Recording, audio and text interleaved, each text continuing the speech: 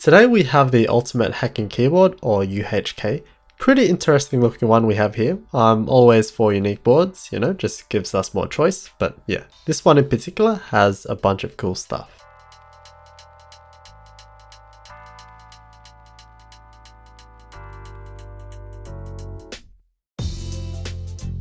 Inside the box we have a kind welcome card, a bunch of screws, a mini USB cable, a coiled cable to bridge the two pieces.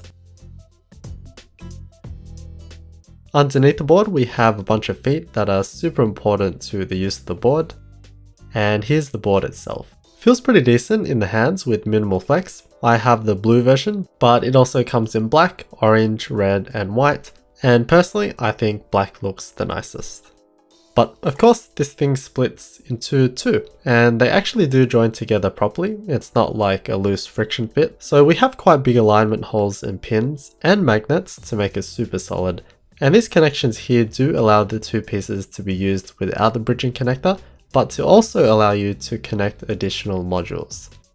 These are probably the most eye-catching parts if you've seen promotional stuff. Unfortunately, they're not available just yet, and they're currently listed at $60, which is quite a bit of money. Like, you can buy a whole other mech for that much, but damn, they look awesome. All of them feature a way to move your cursor. Personally, I have a track point on my ThinkPad laptop, so that looks like a very tempting future purchase. I'm not sure how well a touchpad of this size will fare, and I've never been a trackball user myself, but they're cool as well. It looks like these three modules only fit on the right hand side, which I guess makes sense as we tend to use our right hand for those, so the key cluster module is for the left side. I've had this board for a while, so I'm pretty keen for these modules to finally come out, as it really does make it a unique board. I also did receive the palm rests, really nicely made from beechwood. The finish is smooth as well, and the wood is attached to a solid steel plate.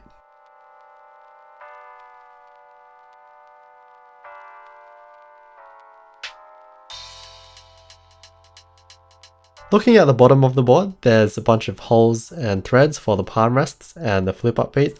There's 8 spots for the feet, and you can change the direction of them depending on what you want to do.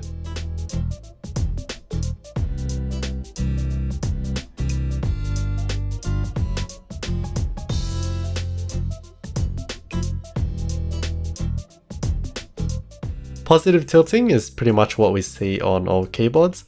Negative tilting is interesting, and it's just about reducing that wrist angle, and the palm rests are crucial for this if you're not able to float your wrists for long periods. It also helps if you're quite a bit higher than your desk to make everything feel more natural, and combined with angling the pieces inwards, which again tends to more natural arm and wrist positioning, I find it quite comfortable.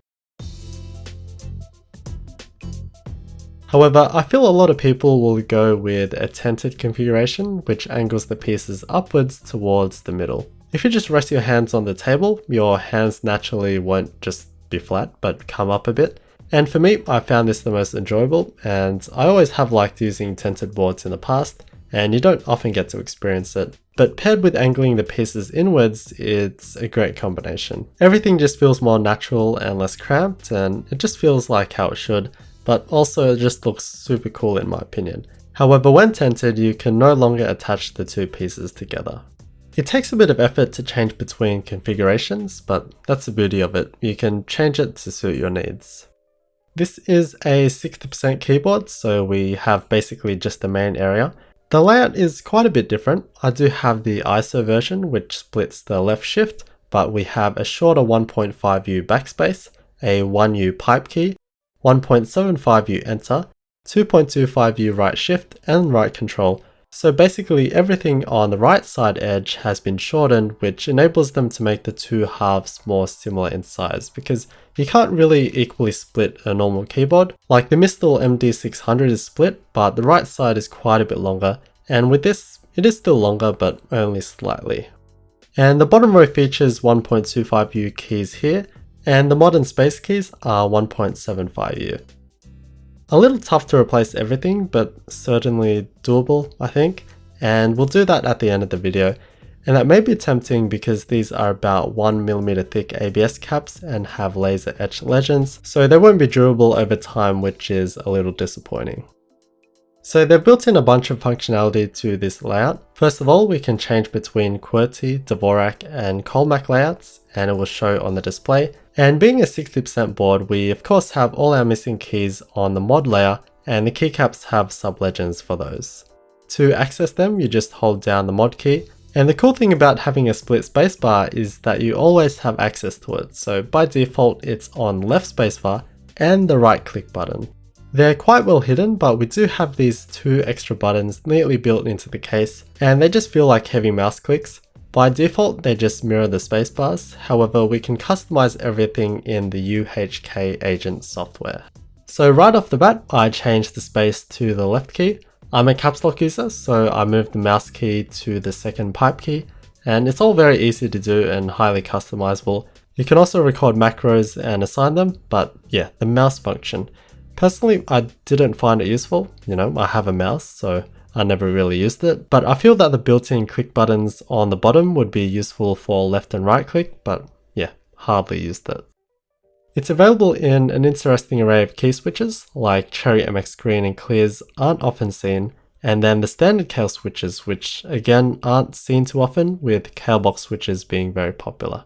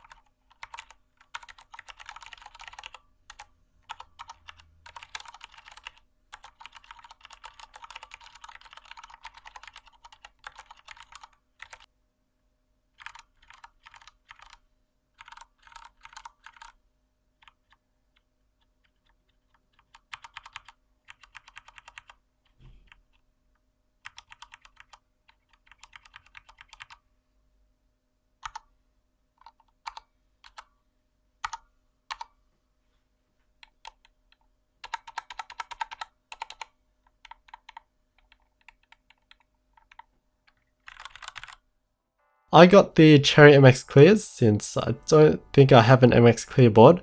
They're a medium to heavyweight tactile switch, so it has a bump but no click. Very scratchy in its stock form, like super scratchy, but that's just how they are, and kind of take away from its tactility.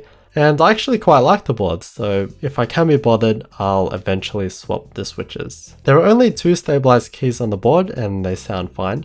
There is a bit of metallic ping, at least with the configuration I have, but it's not really noticeable, but otherwise the board feels solid to type on. Let's quickly take it apart. They have a guide on their website, which is great, and also just a whole lot of information on everything about the keyboard. They even show how to repair stuff and mod guides, which is pretty cool.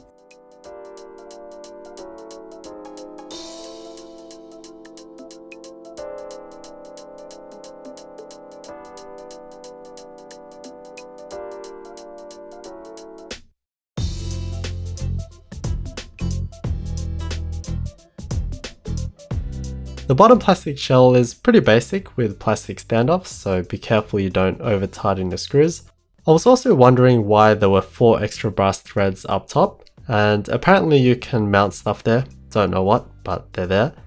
The plate is made from 1.5mm steel and is folded at the front, super solid and gives the keyboard its heft and rigidity.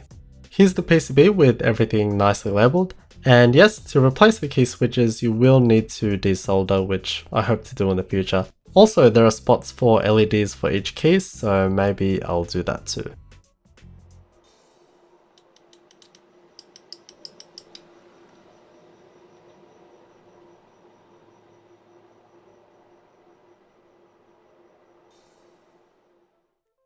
And that's the ultimate hacking keyboard. Very unique. There's obviously a lot of work that's been done to have all this extra functionality and customizability with the board. There's a lot of different parts, and the addition of those extra modules are really exciting. It's something that I just haven't seen too much of, and I'll definitely pick up a trackpoint module when it becomes available. But with that comes a lot of non-standard stuff, which requires more R&D to achieve what they have, and that is reflective in the price. So just for the board, it's $275 USD, another $75 for the palm rests, and the modules are currently at $60. So yeah, pretty pricey, but I do understand it.